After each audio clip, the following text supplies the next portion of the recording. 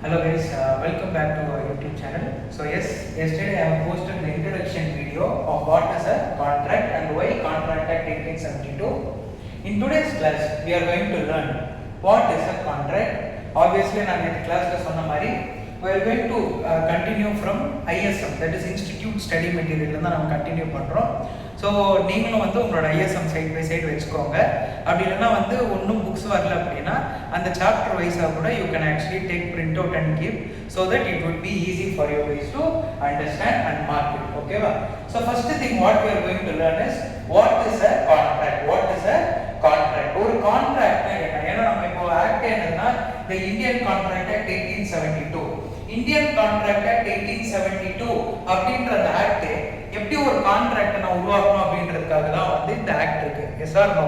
அதுல வந்து இப்போ ஃபர்ஸ்ட் இந்த கான்ட்ராக்ட்னா என்ன அப்படின்றது we are going to learn. So what is a contract? இங்க என்ன சொல்லிருக்காங்க? The term contract is defined under section 2H. We have to mark it. The term contract is defined under section 2H. See, just for a note, CA students யாருமே வந்து section number கம்பல்சரியா எழுதணும் அப்படின்றது தேவையில்லை. Section number எழுதினாலும் mark இருக்கும், எழுதினாலும் mark இருக்கும். ஆனா செக்ஷன் நம்பர் மாத்தி எழுதுறேன் அப்படின்ற அந்த ஒரு ஹீரோயிசம்க்கு போயிட்டு தப்பான செக்ஷன் நம்பர் எழுதிட்டோம்னா மார்க் டிடக்ஷன் நடக்கும். அதனால மார்க் டிடக்ட் பண்ற மாதிரி இல்லாம ஒண்ணு கத்துக்கிட்டா ஃபுல் ப்ராப்பரா செக்ஷன்ஸ் கத்துக்கோங்க. அப்படி செக்ஷன் நம்பர் போடலனாலும் எந்த ஒரு ப்ரெஷரும் இல்லை. ஸோ அதனால நான் செக்ஷன் நம்பர் கத்துக்கணும், அதெல்லாம் ஞாபகம் வச்சுக்கணும் அப்படின்ற அந்த ஒரு எஃபர்ட், அந்த ஒரு ப்ரெஷர் தேவை கிடையாது. Easily we can learn. Okay, இப்போ நம்ம என்ன கத்துக்க போறோம்னா இந்த கான்ட்ராக்ட்ன்றது எதுக்குல வந்திருக்கு அப்படின்னா section 2H. The term contract is defined under section 2H as what என்ன சொல்லுதுன்னா it is of section 2H of the Indian Contract Act 1872 as an agreement enforceable by law. ஒரு அக்ரிமெண்ட் enforced by law தான் ஒரு கான்ட்ராக்ட்னு சொல்றாங்க. சிம்பிளா முடிச்சிட்டாங்க. Section 2Hல வந்து இந்த an agreement enforceable by law இந்த 5 வேர்ட்ஸ் வச்சு முடிச்சிட்டாங்க. Okay, an agreement enforceable by law. அப்போ an agreement enforceable by law என்ன? இந்த ஒரு சிங்கிள் சென்டென்ஸ்ல நமக்கு two things இருக்குப்பா. Okay, what is a contract அப்படினா நம்ம ஃபர்ஸ்ட் மைண்ட்ல வர வேண்டியது according to section 2H. according to section 2H of Indian Contract Act. according to section 2H of Indian Contract Act 1872 defines an agreement enforceable by law. An agreement enforceable by law. An agreement enforceable by law is called as a contract. ஒரு agreement லாவால enforce பண்ணப்பட்டா அததான் நம்ம கான்ட்ராக்ட்னு சொல்றோம். அதை நம்ம ப்ராப்பரா புரிஞ்சுக்கலாம். என்ன இங்க சொல்ல வராங்க அப்படின்னு சீங்க என்ன சொல்ல வராங்கன்னா இங்க கீழ நமக்கு பிரிச்சு கொடுத்துக்கலாம். The contract consists of two essentials. essential element. இந்த ரெண்டு essential element இல்லாம ஒரு கான்ட்ராக்ட் உருவாகாது. அப்ப அந்த two essential elements என்ன அப்படினு பார்த்தா an agreement and enforceability by law. agreement and enforceability by law. agreement and enforceability by law. அப்ப what is a contract? A contract is an agreement enforceable by law according to section 2H. An agreement, sorry, a contract is nothing but an agreement enforceable by law according to 2H of Indian Contract Act 1872 is called as a contract. அப்போ அந்த definition குள்ள எத்தனை elements இருக்கு? there are two essential elements, not just elements. வெறும் எலிமெண்ட்னு சொல்ல அது இருந்தா தான் நீ கான்ட்ராக்டாவே அது உருவாக்க முடியும்னு சொல்றாங்க. it has two essential elements. it has how many essential elements? Two essential elements. what are they? One is an agreement and two it's enforceability by law. it's enforceability by law. அப்போ அதுக்குள்ள ரெண்டு இருக்குன்னு சொல்றோம்னா ஒன்னு என்ன இருக்கும்ன்றான் அக்ரிமெண்ட்னு ஒன்னு இருக்கணும் and கூடவே ஒன்னு என்ன இருக்கணும் enforceability by lawவும் இருக்கணும். அக்ரிமெண்ட்டும் இருக்கணும், enforceability by lawவும் இருக்கணும். இது ரெண்டும் இருந்தாதான் கான்ட்ராக்ட உருவாக்க முடியும். இது ரெண்டும் இருந்தாதான் கான்ட்ராக்ட உருவாக்க முடியும். அதாவது இதுக்கு நம்ம என்ன தெரிஞ்சுக்க முடியும் அப்படின்னா இங்க பாருங்க. see இதுல வந்து நமக்கு two things இருக்கு which we have to learn. இதுல வந்து we have two things. let it load. see அந்த two things என்னன்னா ஆல்ரெடி நம்ம இங்க பார்த்த மாதிரி நம்ம வந்து என்ன பார்த்தோம்? நம்ம வந்து கட்டாயமா two things இருக்கா? that is an agreement and it should be enforceable by law. இது ரெண்டும் இருந்தாதான் அத நம்ம வந்து கான்ட்ராக்ட்னு சொல்றோம். கரெக்ட்டா? அப்போ அந்த two things தான் வந்து an agreement and enforceability by law. Agreement and enforceability by law தான் two essential things. Okay sir. அப்ப அக்ரிமெண்ட்டும் இருக்கணும், enforceability by law இருக்கணும். ஆனா first of all இந்த அக்ரிமெண்ட்னா என்ன? What is agreement? அது we have to learn. Yes or no? அப்ப அக்ரிமெண்ட்னா என்ன? நமக்கு கீழே கொடுத்திருக்காங்க. What is an agreement? What is an agreement அப்படிங்கிறது, see an agreement, the term agreement is given in section 2e, என்ற செக்ஷன்ல நமக்கு அக்ரிமெண்ட் பத்தி கொடுத்திருக்காங்க. of the act is defined as every promise, இது ரொம்ப ரொம்ப important, every promise and every set of promise forming the consideration for each other. ஒரு அக்ரிமெண்ட்னா அதுல நமக்கு என்னென்ன இருக்கணும்? ஃபர்ஸ்ட் நமக்கு ஒரு ப்ராமிஸ் இருக்கணும். ஃபர்ஸ்ட் every promise என்ன சொல்றோம்? every promise and every set of promise, second ஒன்னு யூஸ் பண்றோம், set of promise forming the consideration for each other is called as an agreement. அதாவது இங்க நம்ம என்ன தெரிஞ்சுக்கணும்னா ஃபர்ஸ்ட் see உங்களுக்கு ஒரு எக்ஸ்பிளனேஷன் நான் ஆக்சுவலி நான் லைட் போட்டுட்டு சைடு பை சைடு நான் வைட் போர்ட்ல எக்ஸ்பிளைன் பண்றேன் so that it will be easy. இங்க இவங்க என்ன சொல்ல வராங்க அப்படின்னா, ஒரு கான்ட்ராக்ட் அப்படின்னா அக்ரிமெண்ட் இருக்கணும், என்ஃபோர்ஸபிலிட்டி பை லா இருக்கணும், ரெண்டு விஷயம் சொல்லியிருக்கோம். ஓகே, அது அக்ரிமெண்ட்னா நம்ம இப்ப என்னன்னு கத்துக்கும் போது every promise and every set of promise forming consideration is a contract னு சொல்றோம். கரெக்ட்டா? இதுக்கு என்ன அர்த்தம் அப்படின்றது I will just show you. நான் இப்போ இது ஒயிட் போர்டுக்கு நான் ஸ்விட்ச் பண்ணிட்டு உங்களுக்கு நான் ஜஸ்ட் அதை எக்ஸ்பிளைன் பண்றேன் and I think it will be further clear. See, இப்போ நீங்க பாத்தீங்கன்னா இப்போ இவங்க என்ன சொல்றாங்க, what is a agreement அப்படின்னு பார்க்கும்போது every promise to every set of promise. first every promise னு சொல்லிட்டாங்க, then every set of promise and 3 forming consideration is called as a contract அப்படின்னு சொல்றாங்க. அப்ப இதுக்கு அர்த்தம் என்ன அப்படி நம்ம கிளியரா பார்த்தா, see first ஒரு கான்ட்ராக்ட உருவாக்குறதுக்குன்னு ஒரு ப்ரொசீஜர் இருக்கு. ஓகே, ஒரு கான்ட்ராக்ட் உருவாக்குறோம் அப்படின்னா அந்த கான்ட்ராக்ட உருவாக்குறதுக்கு we have a procedure. first என்ன, ஒரு கான்ட்ராக்ட் எப்படி உருவாக்குறோம்னா first there should be offer. இந்த ஆஃபர் உணர் விதமா என்ன கூப்பிடுவோம்? ப்ரொபோசல்னு கூப்பிடுவோம். Yes or no? Either it will be called as an offer or it will be called as a proposal. இந்த ஆஃபர் கொடுத்துட்ட பிறகு, for example I would like to sell my house to B. அப்போ நான் B க்கு ஒரு offer கொடுத்திருக்கேன். அந்த offer தான் to sell the house okay to B. இப்போ நான் ஆஃபர் கொடுத்தாச்சு. எதில இருக்கிற பர்சன் என்ன பண்ணாத? அக்செப்ட் பண்ணணும். கரெக்ட்டா? அதுதான் அக்செப்டன்ஸ். அப்போ ஃபர்ஸ்ட் என்ன இருக்கு? ஆஃபர், அதுக்கு அடுத்து அக்செப்டன்ஸ். ஆஃபரும் அக்செப்டன்ஸும் சேர்ந்துச்சுன்னா அததான் நம்ம என்னன்னு சொல்றோம்னா ப்ராமிஸ் அப்படின்னு சொல்றோம். இதுக்கு நான் வரேன், புரிய வைக்கிறேன். இப்போ இந்த ப்ராமிஸ் கூடவே ஒண்ணு இருக்கணும், அதுதான் consideration. It is called as consideration. இந்த கன்சிடரேஷன் இருந்து அதுக்கு பிறகு தான் நம்ம என்ன போடணும்? அக்ரிமெண்ட் போடணும். அந்த அக்ரிமெண்ட் கூட நமக்கு என்ன இருக்கணும்னா லீகல் என்ஃபோர்ஸபிலிட்டி இருந்தாதான் அது கான்ட்ராக்டா மாறுது. நம்ம அக்ரிமெண்ட் டெஃபினேஷன் என்ன சொல்லியிருக்கான்? இந்த ஏரியாவை தான் சொல்லியிருக்கான். அதாவது என்ன சொல்றாங்கன்னா, ஒரு எக்ஸாம்பிள் எடுத்துக்கலாம். ஒரு example, see there is a person called as A. okay, B என்ற பர்சனுக்கு he wants to sell his house. A B க்கு ஒரு ஆஃபர் கொடுக்கறாரு. அந்த ஆஃபர் என்னன்னா he wants to sell his house for rupees 50 lakhs, for rupees 50 lakhs. அப்போ A B க்கு ஒரு ஆஃபர் கொடுத்திருக்காருல, அந்த ஆஃபர் தான் என்னமா? B க்கு நான் செல் பண்ணணும். கரெக்ட்டா? B க்கு நான் செல் பண்ணணும். இப்போ நான் B க்கு செல் பண்ணனும் ஆஃபர் கொடுத்துட்டேன். ஃபார் எக்ஸாம்பிள் இன்னைக்கு let's say 30th of October 2025. 1st of November 2025 B என்ன பண்றாங்கன்னா A க்கு ஒரு அக்செப்டன்ஸ் கொடுக்கறாங்க. that I will buy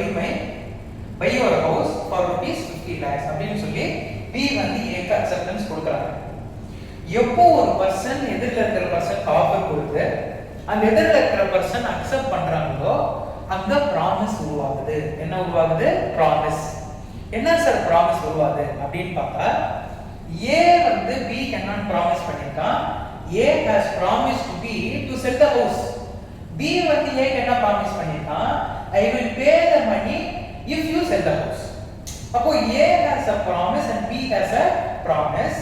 அப்போ A க்கு மட்டும் ப்ராமிஸ் இருக்கா இல்ல B க்கு ப்ராமிஸ் இருக்கா? எப்போ நம்ம ரெண்டு சேர்ந்தா தான் நம்ம செட்னு, ஒரு சிங்கிள் விஷயத்தை நம்ம செட்னு சொல்ல மாட்டோம். கரெக்ட்டா? அதனால டெஃபினிஷன் என்ன சொல்றேன், every promise A's promise, B's promise and every set of promise. Set of promise என்னன்னா, A को B को இருக்கக்கூடிய promise. A has promised B to sell his house. B has promised A to pay the sum of 50 lakhs. And every set of promise forming part of consideration. என்னன்னு சொல்லிருக்கா? Forming part of consideration. இதுதான் ரொம்ப ரொம்ப important. Sir, what is consideration? What is consideration? Simply consideration is nothing but something in return. Consideration is nothing but something in return. See pa, ஒரு அக்ரிமெண்ட்டை நம்ம ரெண்டு விதமா பிரிக்கிறோம். ஒரு கான்ட்ராக்டை ரெண்டு விதமா பிரிக்கிறோம். Social agreements and legal contracts அப்படின்னு நம்ம ரெண்டு விதமா பிரிப்போம். சோஷியல் அக்ரிமெண்ட்ஸ்ன்றது அப்பா அம்மாக்கும் குழந்தைகளுக்கு நடுவில் இருக்கிறது, ஹஸ்பண்ட் அண்ட் ஒய்ஃப்க்கு நடுவில் இருக்கிறது, அண்ணா தம்பிகளுக்குள்ள இருக்கிறது, சிவில் ரிலேட்டட் எல்லாமே வந்து சோஷியல் அக்ரிமெண்ட்ஸ். அது வந்து இந்தியன் கான்ட்ராக்ட் ஆக்ட் டீல் பண்ணாது. ஓகேவா? இந்தியன் கான்ட்ராக்ட் ஆக்ட் எதை டீல் பண்ணுது அப்படின்னா, it deals with only legal contracts. Sir, social அக்ரிமெண்ட்ஸ்க்கும் லீகல் கான்ட்ராக்ட்ஸ்க்கும் ஒரு ஏதாவது டிஃபரன்ஸ், ஒரே வார்த்தையில டிஃபரன்ஸ் சொல்லுங்க சார். அதுக்கு இருக்கிற நடுவில் இருக்கிற ஒரே டிஃபரன்ஸ் என்னன்னா கன்சிடரேஷன். நமக்கு சோஷியல் அக்ரிமெண்ட்ல கன்சிடரேஷன் இருக்காது. அதுதான் நான் சொல்றேன். கன்சிடரேஷன் என்ன? சம்திங் இன் ரிட்டர்ன் சொல்றேன்னா, சம்திங் இன் ரிட்டர்ன் என்ன? நான் ஒரு வேலை செய்யறேன், எனக்கு என்ன பதிலுக்கு கிடைக்குது? நான் உனக்கு வந்து ஏதாவது ஒரு வேலை பண்றேன், அதுக்கு எனக்கு ஏதாவது பதிலுக்கு கிடைக்கணும்ல. ஆனா அந்த கன்சிடரேஷன் வந்து கட்டாயமா பணமா இருக்கணும்னு தேவையில்லை. It may be an act, it may be a kind or it may be a promise. இந்த மூணுமாவும் இருக்கலாம். அது ஒரு ஆக்டாவும் இருக்கலாம், ஒரு கைண்டாவும் இருக்கலாம், ஒரு ப்ராமிஸாவும் இருக்கலாம். தட் இஸ் கைண்ட் என்ன பொருள், கேஷா கொடுக்குறோம் இல்ல தங்கமா கொடுக்குறோம், இதுவா இருக்கலாம். ஓகே, அதே மாதிரி ப்ராமிஸ்ன்றது என்னது? நான் வந்து ஒரு இது கொடுக்குறேன், இப்படிதான் நான் பண்ணுவேன், இது மீறி நான் பண்ண மாட்டேன், ப்ராமிஸ். அண்ட் அதே மாதிரி வந்து வாட் இஸ் ஆக்ட், செயல். ஒரு செயலை கூட நான் வந்து கன்சிடரேஷனா எடுத்துக்கலாம். ஆக்ட்னா என்ன, அதே மாதிரி வந்து கைண்ட்னா என்ன, அதெல்லாமே வந்து கன்சிடரேஷன் செப்பரேட்டா எடுக்கும்போது உங்களுக்கு நான் அந்த கிளாஸ்ல எடுப்பேன். இப்போதைக்கு சிம்பிளா கன்சிடரேஷன் நம்ம புரிஞ்சுக்கணும். எதுக்கு இப்போ உடனே கன்சிடரேஷன் புரிஞ்சுக்கணும்? அக்ரிமெண்ட்னா என்ன நம்ம புரிஞ்சுக்கிறதுக்கு first we have to learn consideration. First உங்களுக்கு ப்ராமிஸ்னா புரிஞ்சிருச்சுன்னு நினைக்கிறேன். ப்ராமிஸ்னா ஒண்ணும் இல்லை, எப்போ ஒரு பர்சன் ஆஃபர் பண்ணி அந்த ஆஃபர் அக்செப்ட் ஆச்சோ டக்குன்னு அது வந்து என்னவா மாறிடும்னா ப்ராமிஸா மாறிடும். ஆனா அந்த ப்ராமிஸ் மட்டும் இருந்தா பத்தாது. ப்ராமிஸ் கூடவே நமக்கு என்ன வேணும்னா கன்சிடரேஷன் வேணும். What is consideration? Consideration is nothing but something in return. Something in return. அந்த something in return இந்த இடத்துல நல்ல கவனிங்க. இப்போ A வந்து B க்கு இப்போ ஹவுஸ் விக்கிறேன்னு அவரு ப்ராமிஸ் பண்றாரு. அப்போ A க்கு அந்த something in return என்ன? A க்கு அந்த something in return என்ன அப்படின்னு பார்த்தா, A has a consideration of rupees 50 lakhs. அதாவது நான் வீடு விக்கிறதுக்கு பதிலா எனக்கு என்ன கிடைக்குது? 50 லட்சம் ரூபாய் கிடைக்குது. அதே மாதிரி B வந்து 50 லட்சம் ரூபாய் தரேன்றாரு. சும்மா தருவாரா? அவருக்கு சம்திங் இன் ரிட்டர்ன் வேணும்ல. அந்த சம்திங் இன் ரிட்டர்ன் B க்கு என்ன அப்படின்னு கேட்டா, அதுதான் 50 lakh rupees worth house. அப்போ A க்கு வந்து என்ன, ஒரு ப்ராமிஸும் இருக்கு, ஒரு கன்சிடரேஷன் திருப்பி வருது. அதே மாதிரி B யும் ப்ராமிஸ் பண்ணிருக்காரு, என்னது 50 lakhs தரேன்னு. பட் இன் ரிட்டர்ன் அவருக்கு என்ன வருது அப்படின்னா 50 lakh rupees worth house அவருக்கு கிடைக்குது. அப்ப இருந்து நம்ம இன்னொரு வார்த்தை கூட நம்ம புரிஞ்சுக்க முடியாது. என்னன்னா, எப்போ எங்க ஒரு ப்ராமிஸ் இருக்கோ அந்த ப்ராமிஸ்ல ரைட் மட்டும் இல்ல, அங்க ஆப்ளிகேஷனும் இருக்கு. ரைட் வேற, ஆப்ளிகேஷன் வேற. ரைட்னா ரிசீவ், எனக்கு நான் வந்து இது எனக்கு வரணும் அப்படின்றது ரைட். ஆப்ளிகேஷனா நான் யாருக்காவது ஒருத்தங்களுக்கு இது பண்ணணும் இல்ல தரணும், அதுதான் ஆப்ளிகேஷன். அப்போ ஏ இங்க ரைட் என்ன? Right to receive 50 lakhs. And A இங்க ஆப்ளிகேஷன் கூட இருக்கு. அது ஆப்ளிகேஷன் என்னது? To sell the house to B. அப்போ ஆப்ளிகேஷன் ரைட் இருக்கு. அதே மாதிரி B க்கு நீங்க சொல்லுங்க பார்க்கலாம். B க்கு வந்து ரைட் என்ன? Right is to receive the house and obligation is to pay the 50 lakh rupees money. Okay, அப்போ இன் சிம்பிள் வேர்ட்ஸ் உங்களுக்கு என்ன புரிஞ்சிருக்கும்னா, offer plus acceptance is equal to promise.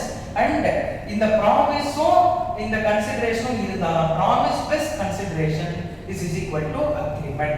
அப்ப அதுதான் இங்க சிம்பிள் வேர்ட்ஸ்ல அக்ரிமெண்ட்னா என்ன சொல்றாங்கன்னா every promise and every set of promise and every set of promise forming part of consideration is an agreement.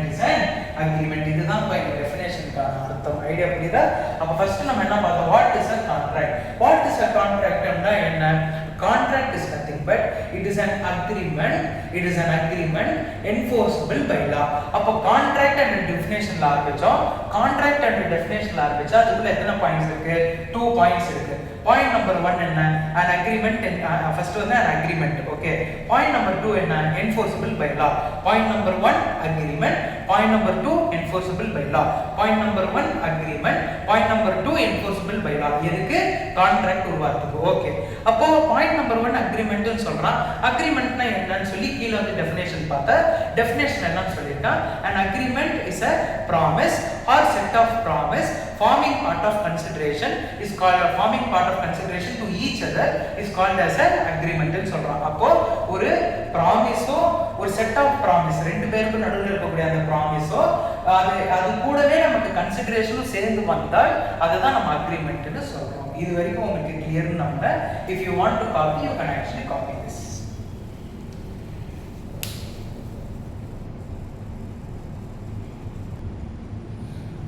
Okay. So இப்போ நான் உங்களுக்கு ஒயிட் போர்ட்ல எக்ஸ்பிளைன் பண்ணிருப்பேன் that எப்படி நமக்கு வந்து ப்ராமிஸ்னா என்ன, செட் ஆஃப் ப்ராமிஸ்னா என்ன. இதுலயே நமக்கு கீழ இன்னும் ஃபர்தரா எக்ஸ்பிளைன் பண்ணிருக்காங்க. to have an insight into the definition of an agreement we need to understand what is a promise. ப்ராமிஸ்னா என்ன? இப்போ நான் வந்து உங்களுக்கு ப்ராமிஸ், செட் ஆஃப் ப்ராமிஸ் அது கூடவே கன்சிடரேஷன் சேர்ந்தா அது வந்து அக்ரிமெண்டா மாறும்னு உங்களுக்கு சொல்லியிருக்கேன்.